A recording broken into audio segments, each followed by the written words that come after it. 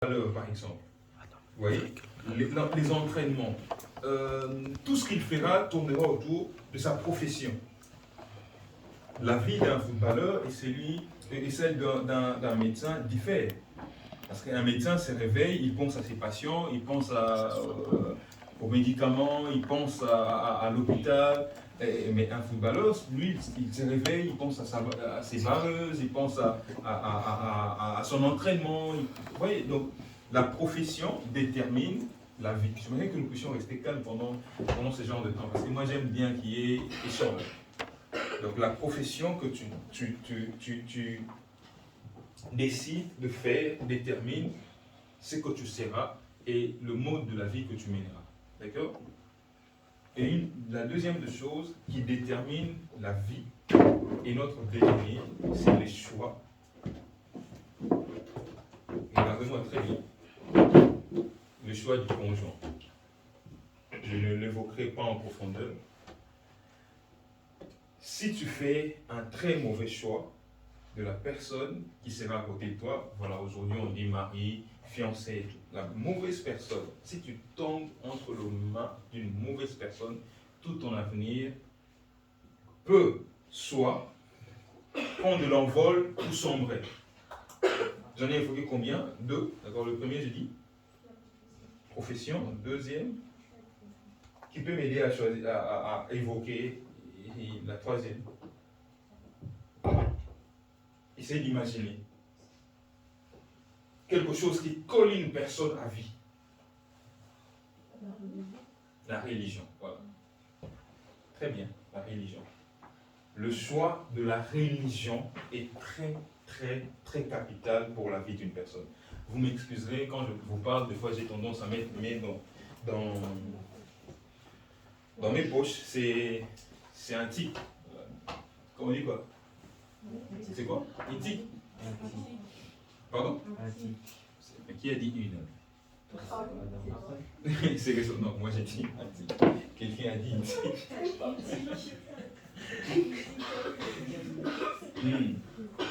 Ah, ça nous réveille un peu.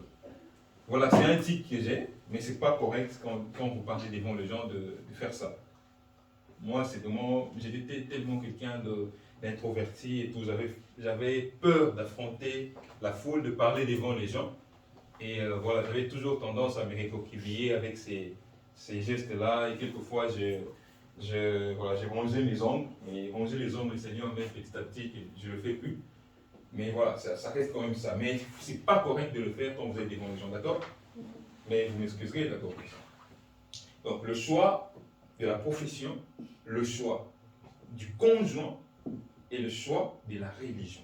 Aujourd'hui, j'ai l'impression que le jeune, vous êtes en train de faire des choix par complaisance ou par influence.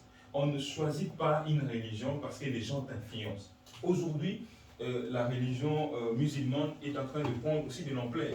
Tu vois, chez le jeune, ça commence à être un style de vie. C'est comme si on est un peu plus... je sais pas... on est beaucoup plus cool quand on dit que je suis musulman. D'accord? Chez les jeunes, oui, c'est comme ça. Parce que la plupart de footballeurs sont musulmans, la plupart des artistes sont musulmans. Et par influence, les gens se disent aussi, moi aussi je deviens... Non, non, c'est pas comme ça. Le choix de la religion, c'est un choix personnel. Ça doit vraiment venir au fond de toi. Tout comme le choix de la profession. On ne fait pas une profession parce que tout le monde veut être médecin, tout le monde veut être influenceur, tout le monde veut, et toi aussi, par influence, tu vas le faire. Non, non, non, non. C'est vraiment un choix personnel que tu dois faire. Tout comme le choix du conjoint. Arrêtez de sortir avec n'importe qui par influence. Arrêtez cela. Même tes amis, même ton père, ni ta mère ne doit t'influencer dans ton choix de conjoint. Est-ce que vous m'écoutez très bien? Je vais continuer dans ce qu'on est en train de dire. Mais pourquoi j'évoque ces choses? Parce que j'ai l'impression, quelquefois je me dis, Seigneur, est-ce que je ne suis pas en train de faire passer mon temps à venir parler aux jeunes? Parce que j'ai l'impression que, vous connaissez de tête de mule. Ça veut dire quoi? Des têtus. J'ai l'impression que la jeunesse, vous devenez de plus en plus têtus, vous avez tellement déjà vos choix, vous avez tellement vos décisions, que ce que vous faites, c'est par complaisance. Peut-être venir ici, parler, je ne sais pas, je ne connais pas vraiment vos motivations. Mais moi, personnellement, je me dis que je prends de mon temps, je pouvais faire autre chose, n'est-ce pas? Je vais faire autre chose, peut-être essayer. Mais mes enfants, quelquefois, c'est pas se moquer, mais voilà, ils se moquent de moi que je suis encore aux études. J'ai continué encore à faire ma spécialisation en médecine. Je pourrais peut-être rester devant mes notes, faire autre chose, m'occuper de certaines affaires. Mais je me dis, c'est important que les erreurs que nous avons commises dans notre passé, pendant qu'on avait les opportunités, et de faire de bons choix, je me dis, bon, mais pourquoi pas passer du temps avec les jeunes pour essayer de vous conscientiser un peu. Je prends de mon temps pour venir vous conscientiser, pour que vous ne retombez pas dans les mêmes erreurs que vos ascendants, que vos aînés. Donc c'est pas... Pardon? Non, les ascendants. C'est vous les descendants. D'accord? Ce n'est pas vraiment... c'est pas une partie des plaisirs. Non, on ne vit pas ici pour vraiment chercher, je ne sais pas quoi. Non. Je pourrais rester, faire autre chose, je pourrais continuer à écrire mes musiques, voilà, il y a tellement de choses, m'occuper de la famille. Mais je me dis, je vais essayer. Je ne prétends pas avoir le monopole de tout connaître. Mais je vais quand même essayer de vous remettre. Ce n'est pas à moi de vous remettre sur le bon chemin, non. Mais je sais juste de jeter la sémence pour que vous compreniez certaines choses. Mais j'ai l'impression que vous êtes de plus en plus têtus. Déjà, vous avez vos choix, vous avez vos décisions, vous avez vos préférences, et pour lesquelles on ne sait pas vous en dissuader. Vous comprenez un peu ce que je suis en train de dire? Ça fait ça va faire 2 mois depuis qu'on a commencé. Le 26, ce sera 2 mois. Et certains d'entre vous ont été là dès le premier jour, vous continuez à être avec nous. Vous avez déjà certainement écouté plusieurs choses, plusieurs thèmes, plusieurs interpellations. Et moi, personnellement, j'aimerais être à votre place. Si dans ma vie, j'avais eu quelqu'un qui pouvait me dire ces genres de choses, ça m'aurait aidé à faire quelquefois de bons choix. Je voudrais vraiment être à votre place. Je vous admire et je vous envie. J'ai grandi dans une église où quelquefois on me parlait de Jésus, Marthe, tout, Moïse, Abraham. Je ne comprenais quelquefois rien de ces prédications. Je sortais, je me disais que j'étais chrétien, mais quand il fallait faire de choix dans ma vie, j'étais pratiquement seul. D'accord? Mais vous avez comme cette opportunité, de par notre petite expérience, qu'on vous dise que attention, ça c'est mauvais. Attention, là, c'est pas bien. Attention, il faut quand même faire de bons choix. Attention, mais ça fait 2 dimanches successivement, je vais le dire sincèrement, que je me sens un tout petit peu déçu dans ce que je suis en train de faire. Et je me sens déçu parce que j'ai reçu comme de nouvelles pas trop correctes. Je me dis, c'est pas digne de nous. Je me mets dans ces sacs, ce n'est pas digne de nous, vu que nous passons comme le temps à parler, à échanger. Et cela ne veut pas dire qu'on devient 2 amis, non. Voilà, il y a comme cette petite différence d'âge qui existe, mais moi je ne martèle pas trop sur l'importance de l'âge. J'aime beaucoup plus embrasser les gens par rapport à la compréhension. Si ça ne prendra peut-être tout le temps, voilà, dommage, mais je suis un peu déçu. Si je ne l'évoque pas, je ne serai pas un bon parent, n'est-ce pas? Je ne serai pas un bon parent parce que vos parents savent que des fois vous venez ici pour échanger autour de ces choses. J'ai d'ailleurs été encouragé par quelques parents de certains d'entre vous qui me disent non, il faut vraiment essayer de continuer dans cette voie, sur cette lancée, parler aux jeunes. Certaines choses, moi je ne pourrais pas. Écoutez, certaines choses, je ne pourrais pas directement le dire à Cheryl ni à Tracy. Vous voyez? Il y a des choses que j'aimerais bien que ce soit une autre personne qui les en parle. Mais moi, j'essaie de faire de mon mieux pour vous en parler.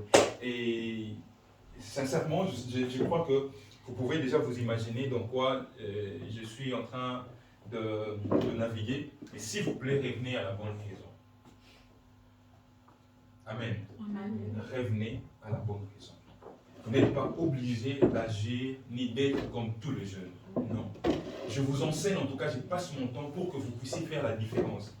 pour que vous ne tombez pas dans les mêmes erreurs que nous. Nous sommes coupables de beaucoup de choses. Nous avons commis des erreurs que nous regrettons. Moi, personnellement, aujourd'hui, il y a des choix que je fais, des amis que je regrette. Je n'aurais pas dû fréquenter certaines personnes. Alors, ne tombez pas dans nos erreurs d'avant.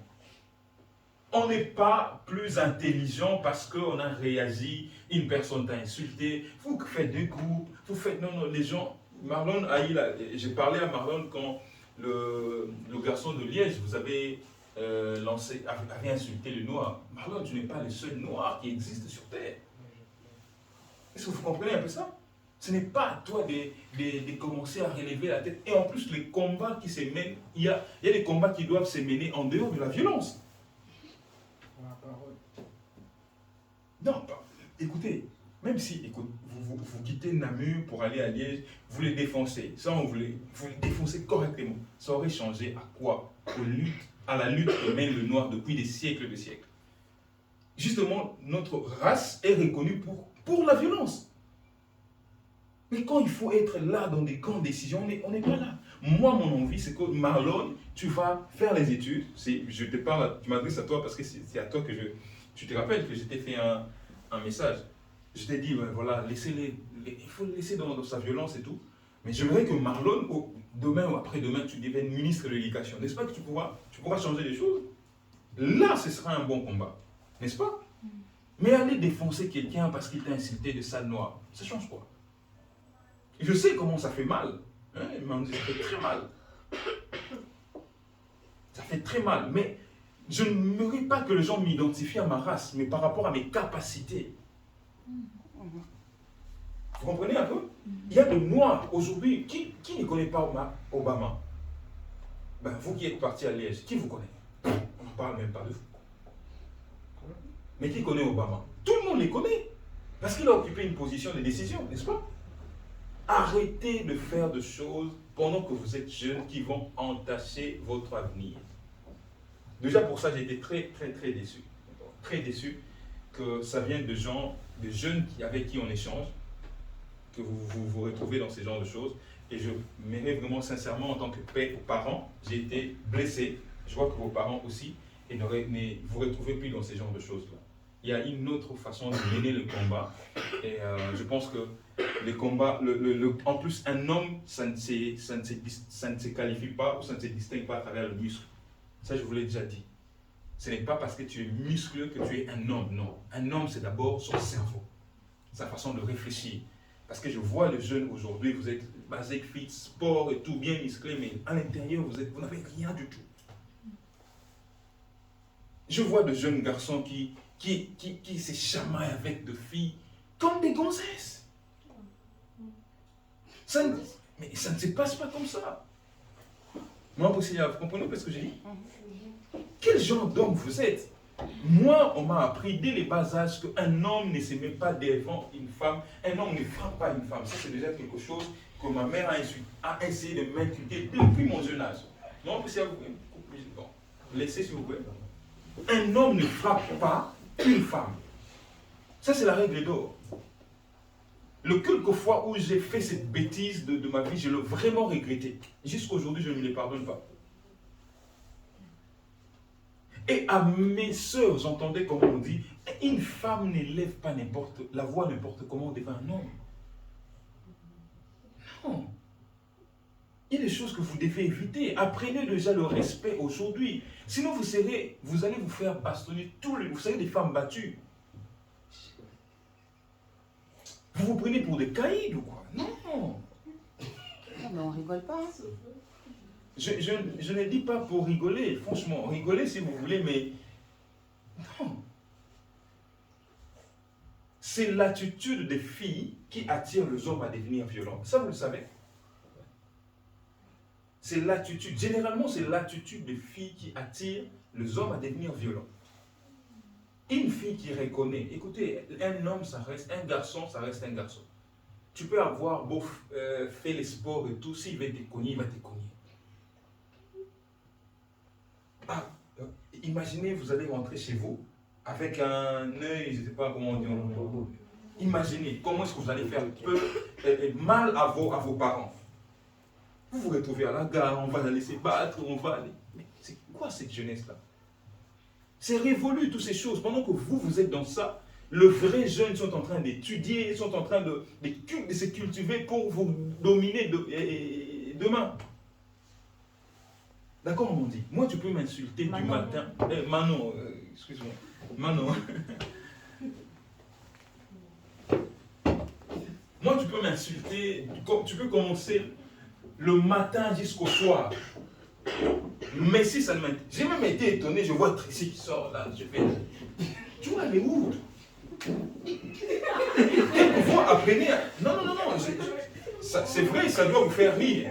Ça doit vous faire rire. Mais imagine qu'il t'arrive quelque chose en sortant. Imagine que voilà, tu ramasses un coup.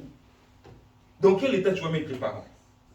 Deux fois, votre attitude à vous, les jeunes, nous empêche même, nous, en tant qu'adultes, de pouvoir se retrouver et d'avoir une conversation. Vous voulez mettre des familles en conflit à cause de petites choses. Qu'on vous interdit déjà à l'avance. Arrêtez vos amourettes, ça va vous créer que de problèmes. Arrêtez ces histoires-là. Je leur ai dit, je le dis et redis. Arrêtez de vous filmer, petits bijoux, vous filmez. Vous n'êtes pas encore amoureux, vous ne connaissez rien de l'amour. Ce n'est pas ça l'amour. Apprenez, mes filles, apprenez à vous protéger. Les hommes, ça joue beaucoup. Les hommes, ça joue beaucoup. Les hommes, apprenez aussi à vous protéger. Les filles aussi, ça joue beaucoup. Est-ce que vous m'avez quand même compris? Je ne peux pas vous dire, non, vous allez réussir. Dieu va vous élever. Non, mais je dis ça à qui? Quand vous n'apprenez déjà pas de petites bases. J'étais même étonné, j'étais à la maison. Mais je vois des gens, non, on va aller à la gare et tout. Et si tu ramassais? Imagine que tu ramasses quelque chose. Est-ce que je vais supporter de voir ma fille qui revient avec des blessures ou des coups? Imagine dans quel état vous allez le mettre. Peut-être ça serait essayer d'aller voir le garçon ou la fille, je ne sais pas quoi. Vous voyez déjà dans quel contexte vous allez le mettre. Et en plus, imaginez que ce soit Delia, Manon, ou Tracy, ou Cyril qu'on dise, voilà, on va faire l'évangélisation à Namur. Vous allez dire, qu'est-ce que vous allez dire aux gens? Les gens vont dire, déjà vous-même, vous êtes dans ces histoires. Comment est-ce que vous allez parler aux autres personnes? On ne prêche mieux que par l'exemple. N'est-ce pas? Chérie, je suis très content de voir que tu invites des gens. Je suis très content de voir comment tu étais active. Mais aujourd'hui, regarde, maintenant, à Church, le groupe, ça ne parle plus. C'est resté comme très silencieux, mais ça parle et tout dans d'autres groupes. Il faut arrêter ça, d'accord? Amen. Dites-moi quand même Amen. Amen. On va vite finir, mais dites-moi Amen. Amen. Franchement, j'aimerais que vous puissiez changer ça. Changer ça, ça sera très très bénéfique. Pas pour moi d'abord, mais pour vous, pour votre propre vie. Je le répète encore, sortez des amourettes. Nous ne voulons pas vous empêcher de connaître l'amour. Nous ne voulons pas vous empêcher de découvrir l'amour. Mais attention, la Bible dit, ne réveillez pas le lion avant que le lion lui-même se réveille. Ne réveillez pas l'amour avant que l'amour se réveille. Il y a un âge où vous deviendrez beaucoup plus mature. Vous apprendrez à savoir qui veut jouer et qui est sérieux. Mais si vous ne me croyez pas, il y a deux façons d'apprendre les leçons dans la vie. Soit c'est par l'expérience des gens qui ont déjà vécu la chose, soit c'est par les conséquences. Dites avec moi les conséquences. Les conséquences. Lloyd, si on te dit arrête. Moi j'ai déjà fait ça, ça finit mal. Je ne veux pas écouter. C'est les conséquences qui vont t'enseigner. D'accord? Les conséquences, ça peut être, voilà, on va finir en prison, je ne sais pas. Tu serais très volontaire de venir te rendre la visite, mais tu vas finir encore en prison. Les conséquences, c'est peut-être, voilà, se retrouver sur les réseaux sociaux, se retrouver sur, je ne sais pas comment, dans quelle posture, mais ça sera très compliqué. Et s'il y a quelque chose qu'on rattrape très, très, très difficilement, c'est la dignité. Laissez-les. Pardon? Dignité, oui, réputation. La dignité, la réputation. Insulte-moi de tout le monde, ma réputation, tu ne peux pas toucher. Parce que la Bible dit, moi, généralement, ma femme est traitée d'orgueilleux parce que j'aime pas qu'on parle de moi en mal. Et surtout quand je ne me reconnais pas dans quelque chose. La réputation, ça ne s'achète pas. Tu ne sais pas ce que tu pourras devenir demain. Alors arrête d'entacher ta vie de choses qui vont te nuire demain. Manon, dis Amen. Nefertiti, c'est ça ton nom? J'aime bien ce nom-là. Mais ça m'a pris du temps avant. Dis Amen.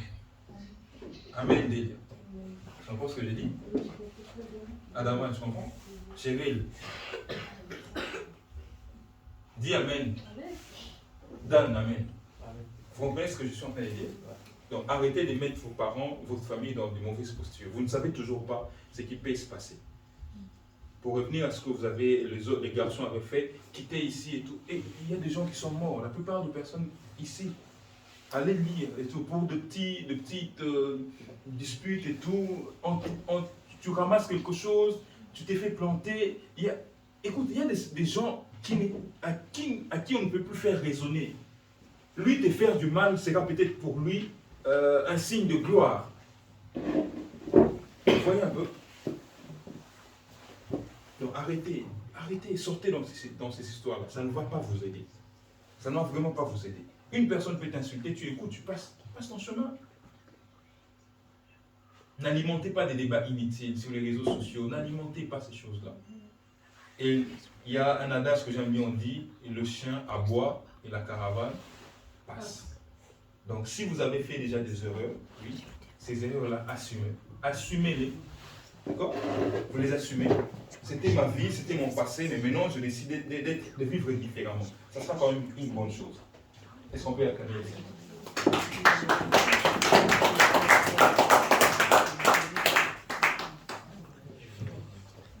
Qui a écrit ce que nous avions demandé le dimanche passé? Qui a écrit quelque chose? Qui a visionné de faire quelque chose? Les autres, vous l'avez bien écrit?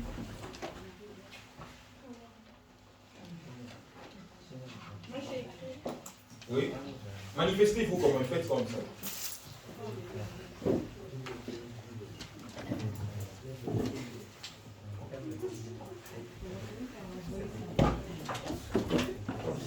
Voilà. 1 Samuel chapitre 17, verset 32 à 37. C'était 16 à 12. Pardon? 1 Samuel 16 à 12. Ah, merci. Merci, ça c'était dimanche passé, mais aujourd'hui nous sommes dans 1 Samuel chapitre 17. Ça c'est très bien en tout cas, j'apprécie ça. Bon, parce que moi, je vais donner tout ça. 1 Samuel chapitre 17.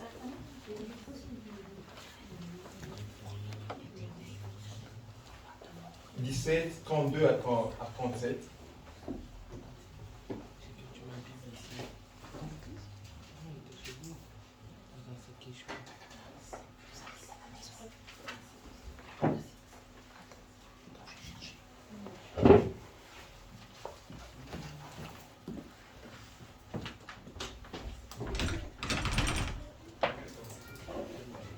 Qui a trouvé?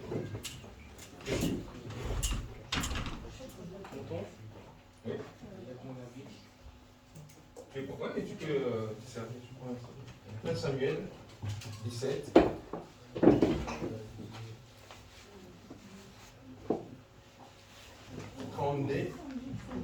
32 à 37. Ben, je vois que personne n'a encore trouvé. Il ne nous reste plus que quelques minutes, 15 minutes précisément. Je peux lire? Oui, je peux. Marlon, pas avec le téléphone. Tu as une Bible. Ok. Vas-y, Denis. 1 Samuel 17, 32 à 37. David dit à Saoul, quand personne ne perd courage à cause de ce Philistin, c'est ça? Oui. Philistin, ô mon roi, moi j'irai me battre pour lui. Mais Saoul dit à David, tu ne peux pas aller te battre avec ce Philistin, car tu n'es qu'un garçon, alors que celui, il est soldat, depuis sa jeunesse. David répondit à Saoul, ô mon roi, chez mon père je garde des moutons. Un jour, un lion est venu et a emporté un mouton. du troupeau. Une autre fois, un ours qui est venu et il a fait la même chose. Alors je les ai poursuivis, je les ai attrapés et j'ai arraché les victimes de leur gueule. Alors qu'ils se sont desserrés contre moi, je les ai saisis par le pelage et je les ai mis à mort. Je les ai tués tous les deux, le lion et l'ours, et le Philistin incirconcis deviendra comme l'un d'eux, car il a provoqué la ligne de bataille du Dieu vivant. Puis David ajouta, Jéhovah qui m'a sauvé des griffes du lion et de l'ours, c'est lui qui me sauvera de la main de ce Philistin. Et Saoul lui répondit, vas-y, et Jéhovah soit avec toi. On acclame le Seigneur. Aujourd'hui, très rapidement, je vais nous parler, en tout cas il ne me reste plus que quelques minutes, je vais déjà faire ça. C'est encore l'histoire de David. David qui, nous le connaissons, a tué Goliath. Et après avoir, n'est-ce pas, été tué, il a tué un lion, il a tué un ours. Et après, il va se pointer devant un homme qui était très grand de taille, un homme qui était habitué déjà au combat et tout. David qui était un enfant. Mais comment est-ce que ça se passait? Je vous relate un peu l'histoire. Dans les temps anciens, quand deux royaumes entraient en guerre, qu'est-ce qui se passait? Soit vous allez sur les champs de bataille, vous vous battez, soit on choisissait le plus fort de ce royaume et le plus fort de l'autre royaume, on les affrontait, et les perdants, n'est-ce pas, tout le royaume du perdant entrait en captivité pour le royaume qui a gagné. Vous voyez un peu? Je prends l'exemple, les filles et le garçon, vous dites, bon, nous, parmi nous, les filles, la plus forte, c'est Nefertiti. et le plus fort, c'est, voilà, disons, Pharrell. Donc, on les confronte, les deux. Celui qui perd, c'est comme si tout son royaume, tout son groupe perdait aussi. Vous voyez? C'est comme cela que même dans les temps anciens, nous quand on grandissait, ça se passait comme cela, même à l'école et tout. Quand on fait trop la bouche là et tout, on vous ramène quelque part, on vous confronte. Et c'est comme ça que ça se passait. Mais c'était le cas aussi avec David, avec Israël. David appartenait à Israël et Goliath appartenait à un autre royaume, c'était les Philistins, voilà, très bien. Et Goliath vit qu'il était tellement balèze, il était fort, il s'est dit, voilà, on va faire un combat singulier. Moi, je descends sur le champ de bataille, envoyer aussi quelqu'un qui va se mesurer à moi. Et vu que tout le monde regardait la taille de Goliath, toutes ses capacités, il était déjà quelqu'un de très fort. Personne n'osait aller se confronter à Goliath. Le frère de David était là, ils étaient soldats. David avait 7 frères. D'accord? 7. Donc, voilà, ils étaient à 7. C'est-à-dire qu'il avait 6 frères, si je ne me trompe. Lui, il était le dernier, le cadet. Ses frères étant soldats, on dit que ses frères étaient aussi balèzes et tout. Ils étaient aussi habitués à la guerre. Mais ce jour-là, face à Goliath, personne n'osait se lever pour dire « Moi, je vais aller risquer ma vie ». Tout le monde reculait un peu. Et David, il était venu apporter à manger à ses frères. Il voit cet homme, Goliath, de l'autre côté qui s'élève. Il dit, voilà, moi je veux que vous puissiez me donner quelqu'un qui pourra m'affronter en combat singulier. Et David, cet homme, il dit, mais pourquoi est-ce que jusque-là, personne ne va affronter cette personne? C'est Goliath. Mais pendant qu'il continue à nous insulter, qu'est-ce que Goliath faisait? Il insultait le royaume d'Israël. C'est-à-dire, il insultait le roi Saül. Il insultait Dieu, parce qu'Israël adorait Dieu. Il insultait Dieu, il insultait le roi, il insultait tout le peuple. Et personne ne réagissait. Je vais essayer de contextualiser ces récits. Vous savez, dans la vie, il y a des défis que nous devons tous relever. Mais ta famille aussi a un combat. Les combats de ta famille, les défis de ta famille, n'est pas forcément les défis de ma famille. D'accord? Il y a des familles où on peut déjà dire, voilà, nous dans notre famille, on a quand même une bonne vie, on a acheté une maison, on a des voitures, on a ceci. Mais peut-être que toi, dans ta famille, il n'y a pas ça. Il faut continuer à louer une maison, il faut continuer à ne pas avoir de voiture, vous continuez. Voilà, c'est quand même une situation un peu plus modeste. Donc chacun a ses défis et chacun a ses problèmes. C'était aussi le cas pour David. Mais qu'est-ce que David remarque? Il remarque qu'une personne se lève de l'autre côté et insulte sa famille. Et lui, ce n'était pas le plus grand, ce n'était pas le roi, ce n'était pas un soldat, c'était un jeune garçon. Mais quand il voit la situation, il dit, comment est-ce que cette personne arrive à insulter ma famille et personne ne réagit? Il pose la question, on lui dit, voilà, regarde quand même, la personne en face, c'est quand même quelqu'un de très, très, très balèze, de très, très fort. Mais lui, il dit, non, non, non, vu que personne ne se pointe, moi, je vais comme aller affronter Goliath. Je vais déjà m'arrêter là.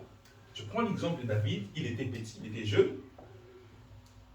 Mais quand tu vois qu'une situation se présente et que personne n'arrive à affronter, à tuer Goliath, lui, il fait quoi? Il se présente. Je vais aujourd'hui vous responsabiliser, vous jeunes. David n'a pas attendu que ce soit une autre personne qui le fasse à sa place, vu que les gens qui étaient déjà sur place n'ont rien fait. Il ne les a même pas condamnés. Il a dit, puisque vous n'avez pas le courage de le faire, moi je vais faire quoi? Je le fais. Écoutez, dans ta famille, peut-être que la situation qui continue encore à perdurer jusqu'à aujourd'hui, peut-être une personne n'a pas la force. Peut-être tu disais, ça pouvait être mon père qui devait nous acheter de maison, nous mettre comme dans une bonne vie et tout. Mais peut-être que ton papa n'a pas, il a fait de son mieux, mais il ne vous a pas donné suffisamment de moyens pour prendre de l'envol. Peut-être que ta maman aussi continue à débattre, toute ta famille s'est battue face à une situation.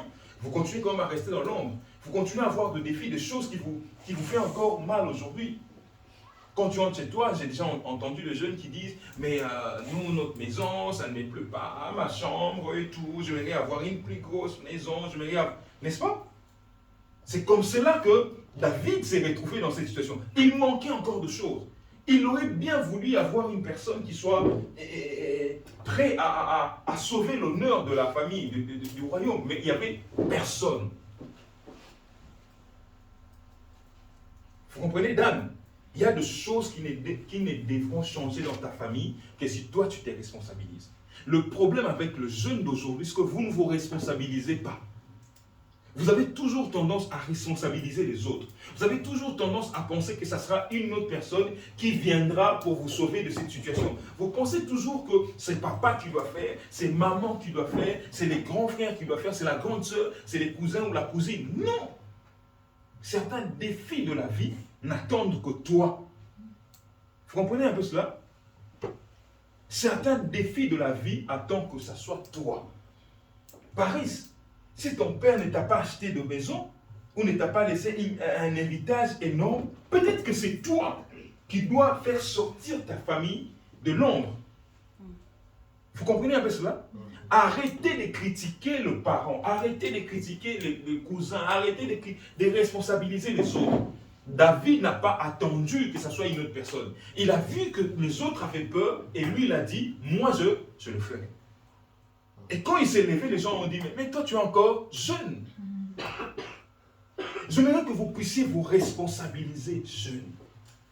C'est peut-être vous qui pourrez changer l'histoire de votre famille. C'est peut-être vous. Vous connaissez un enfant, j'ai commencé à l'adorer, Nastia. Qui connaît Nastia? Stacy. Stacy, voilà. Nastia aussi, oui. Donc Stacy, Nastia, qui connaît? C'est une youtubeuse qui fait fureur. La petite, non? La petite, oui. C'est très bien. Pour que tu te fasses un peu l'idée de Nastia, il fallait que tu te mettes en tête que c'est comme une petite. Je ne sais pas s'il a déjà 12 ans, mais je ne pense pas. Non. Il doit avoir 9 ans. Ouais, comment vous étonnez?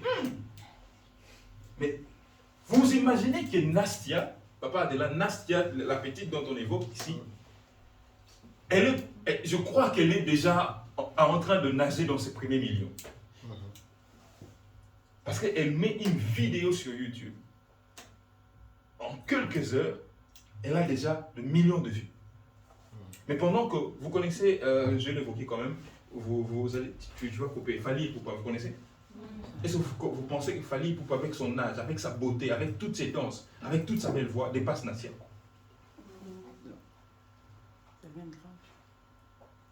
Vous pensez que...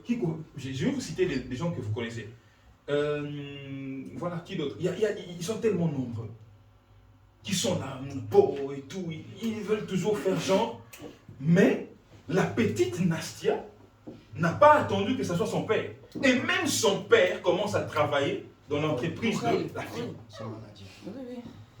Je vois, moi, à un moment, avant, ça m'étonnait de voir un papa qui était là et tout, toujours derrière. Il faisait un peu l'idiot. Mais l'entreprise ne porte pas le nom du père, porte le nom de l'enfant. Quelquefois, peut-être c'est vous qui allez sortir votre famille de l'opprobre. Amen. Peut-être que c'est toi. Moi, franchement, je vous le dirai à la maison. Quand je regarde la petite Nastia, je regarde aussi Chérie, je dis, mais Chérie, elle avait aussi ça. Elle avait le truc, qu'est-ce qui s'est passé? Mais aujourd'hui, vous êtes là, j'aimerais avoir une belle maison, j'aimerais que ma chambre, j'aimerais que... Vous êtes toujours en train de vouloir attendre que ce soit le parent qui... Oui, ils ont leur part dans l'histoire. Mais qui sait si c'est toi la Nastia de ta famille? Quand je parle de Nastia, je n'évoque pas seulement une personne qui devient youtubeuse ou influenceuse. Non. C'est quoi les domaines où toi, tu peux vraiment te concentrer et changer le cours de choses? N'attends pas d'avoir 20 ans pour te responsabiliser. Tu peux commencer aujourd'hui. Aujourd'hui, vous êtes tous là en train de faire le CV, je vais aller déposer pour qu'on m'engage. Mais c'est quoi? Tu peux aussi t'en sortir sans d'abord passer par ces travails-là. N'attends pas de devenir adulte pour changer des choses. Chérie, amen. Amen, amen. Dan, amen. Mets les téléphones dans ta poche. Ce que je dis est très important. Délia, tu peux rendre tes parents très fiers de toi tout en étant jeune. Adama, si tu découvres la chose que Dieu a déposée en toi, tu peux déjà commencer à changer l'histoire de ta famille. Écoutez, David, je vais passer très vite, David est allé devant Goliath. Il a dit à ses frères que moi je vais aller. Le frère de David ont dit, écoutez David, tu es encore petit. Nous les adultes, on est là, on ne sait pas lever, mais toi, qui es le plus petit, tu dis que tu vas les tuer. Pourquoi tu es tellement orgueilleux? Certaines personnes vont même te décourager. Quand tu parles de tes rêves, même tes amis peuvent te décourager. Même tes propres frères peuvent te décourager. Mais le problème, c'est que tu dois toi-même avoir confiance en toi. Alléluia. Apprenez à vous responsabiliser. Regarde la personne qui est à côté de toi, dis-lui, apprends à te responsabiliser. Non, dis-le bien, dis-le bien. Non, vous deux, vous dites bien, dites, apprends à te responsabiliser.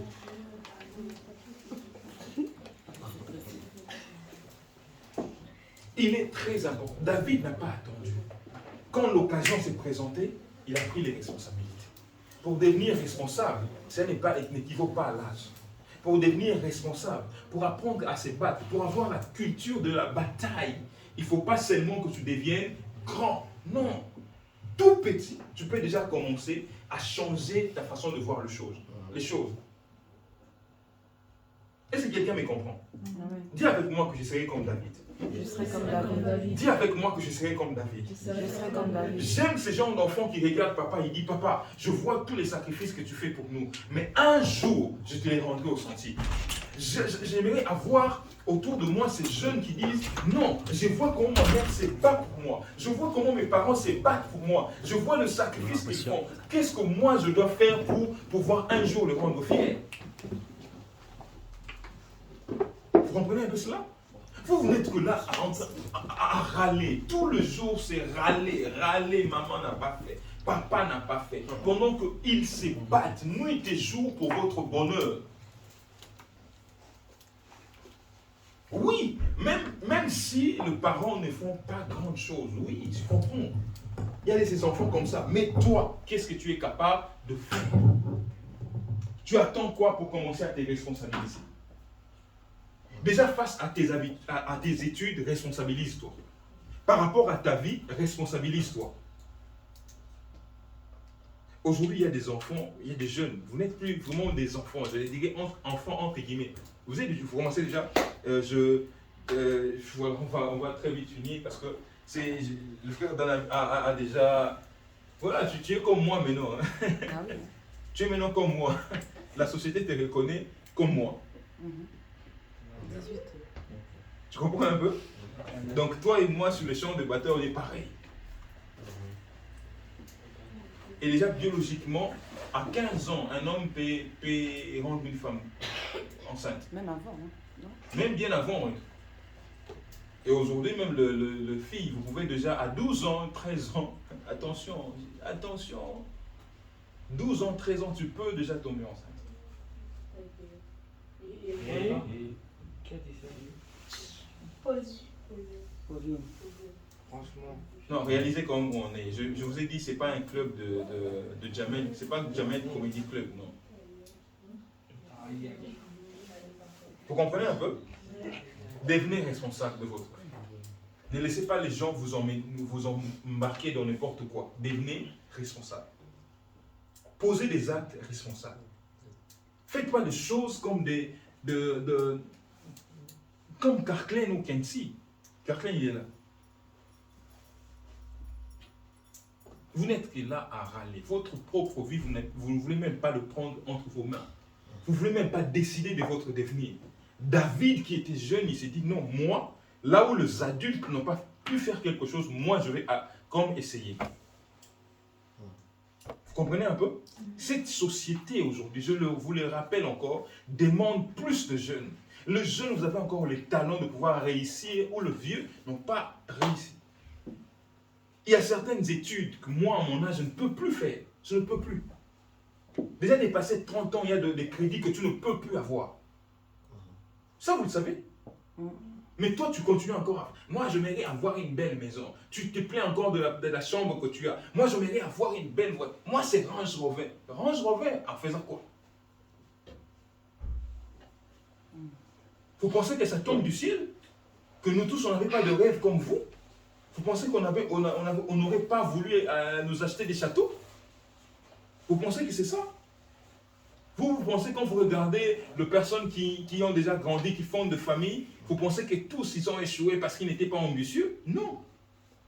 Tout le monde est ambitieux. Tout le monde rêvait d'avoir une belle vie, de conduire la meilleure de voiture, la dernière modèle qui existe. Hein?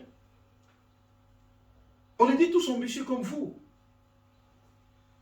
Mais plus tu attendras pour prendre ta vie en main, devenir responsable, Nanina, j'aime ça en lingala, on dit Okosutoka.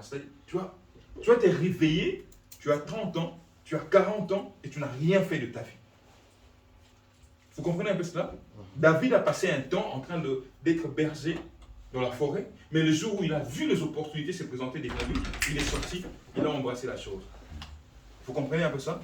Dites avec moi, je deviens responsable. Dis encore, je deviens responsable. Ne pose plus les actes comme n'importe qui. Tracy, peut-être que c'est toi qui vas m'acheter la dernière Range Rover. Peut-être que c'est toi. Vous voyez déjà, Tracy, je lui dis, elle veut m'acheter une Range Rover. Elle dit, jamais, moi.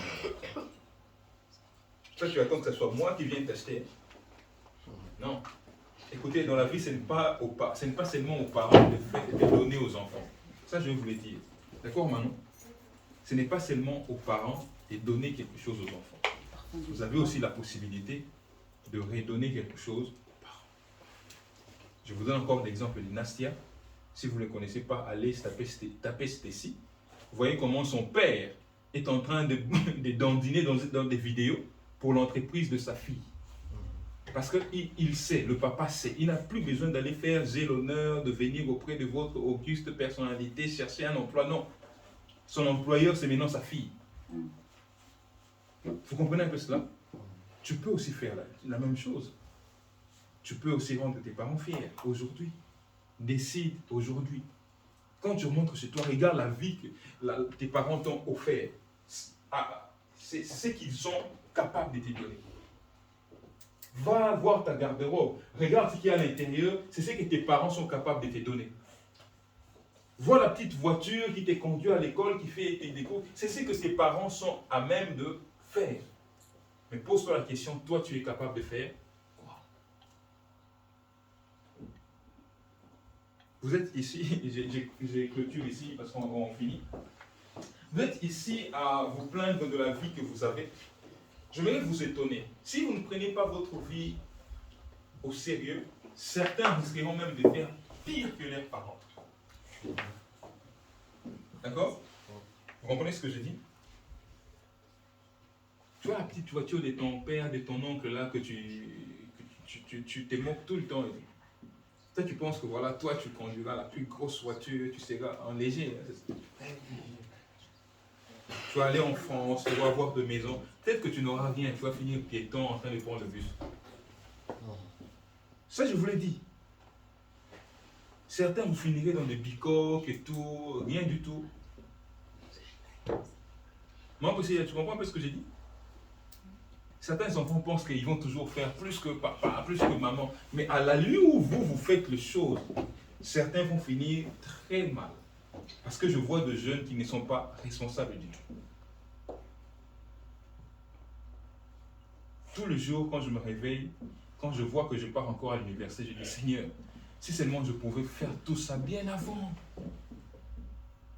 Si seulement je pouvais me prendre très au sérieux bien avant. Si seulement j'avais compris qu'être premier de sa classe pouvait offrir autant d'opportunités. J'allais me battre tous les jours pour être premier de la classe.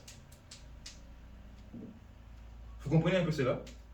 Les temps que vous passez avec le make-up, les temps que vous passez avec le téléphone, les temps que vous passez avec les groupes, les temps que vous passez avec des échanges, prenez ça, capitalisez ça pour votre vie. Dites-vous que je vais rendre mes parents, ma famille fière. Je vais relever des défis qu'il y a dans ma famille. Chez nous les Africains, quelquefois tu verras, même chez les Blancs, bien qu'on ne les remarque pas, tu verras une famille où personne n'a jamais été doté. Vous connaissez doté, même ne s'est jamais marié régulièrement. Ça existe. Vous voyez? Il existe des familles, je vous l'ai dit, c'est la réalité. Il existe des familles où personne n'a jamais eu un partenaire pour la vie. Il existe des familles où tu verras toujours, excusez-moi de le dire, mais c'est comme des réalités, de mères sans partenaire, sans conjoint. Vous comprenez un peu cela? Il y a des garçons qui sortent de familles où il y a personne qui a un travail consistant. Cyril, tu entends ce que je dis? C'est comme si être baraki dans certaines familles, c'est vraiment un héritage qu'on donne. Mais écoutez, tu peux te dire que moi, je vais changer cette situation. Je vais vivre ma vie autrement. Le frère de David était là sur place, mais lui, il a dit, moi, je vais descendre sur le champ de bataille. Même si je dois mourir, que je meure. Mais au moins, je changerai l'histoire de ma famille. Je ne mourrai pas avec la honte. Décidez de ne plus mourir avec la honte. Vous comprenez? Est-ce qu'on peut prier maintenant? Je vais que vous acclamez.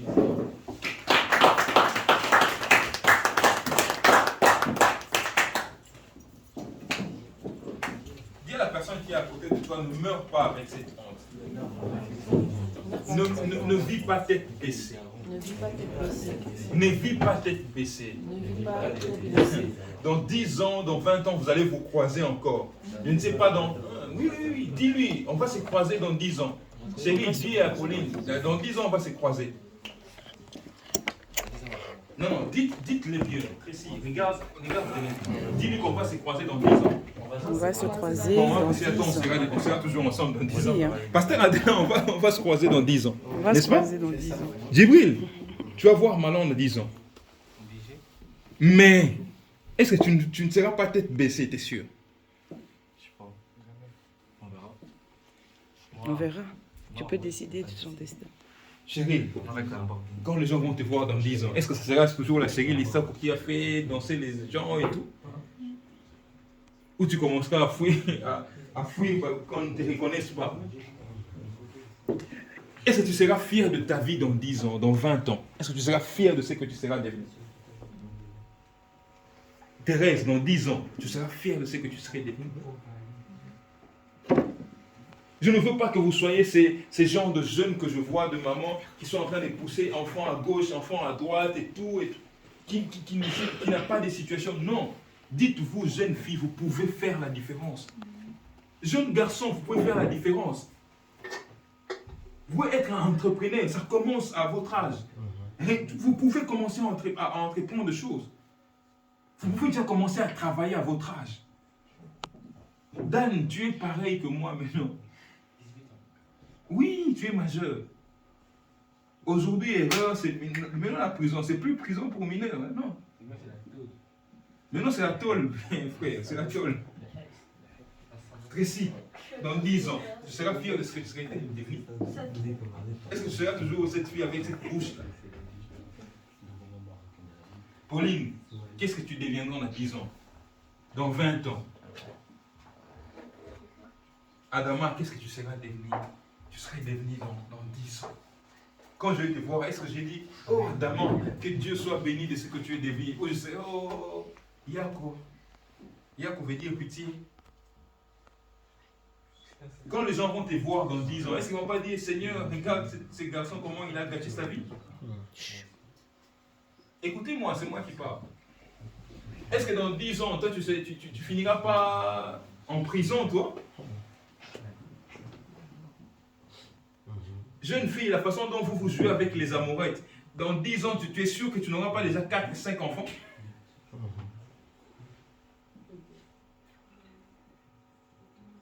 Dans 10 ans, tu ne vas pas avoir déjà des poitrines en chaussettes? Je ne réponds.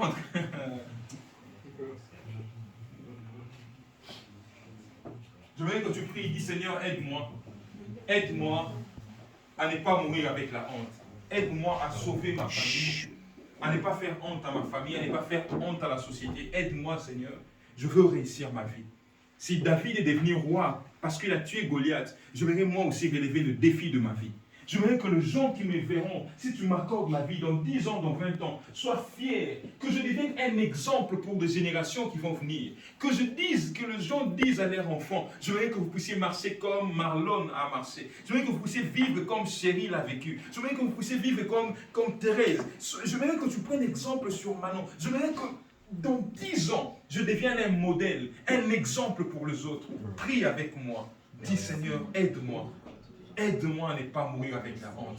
Aide-moi à me responsabiliser, à prendre ma vie au sérieux. Aide-moi, Seigneur, aide-moi. Donne-moi la force de pouvoir sortir de la distraction. Je vais laisser loin de moi toute chose qui me plonge dans la distraction. Je m'aimerais, Seigneur, ne pas mourir avec la honte, mon Dieu. Je ne m'aimerais pas mourir avec la honte. Je ne m'aimerais pas être la honte de ma famille. Je ne m'aimerais pas être la honte de ma société, être la honte de ma communauté. Je ne m'aimerais pas, Seigneur notre Dieu, finir dans la misère, finir dans la honte. Je ne vais pas me cacher devant mes amis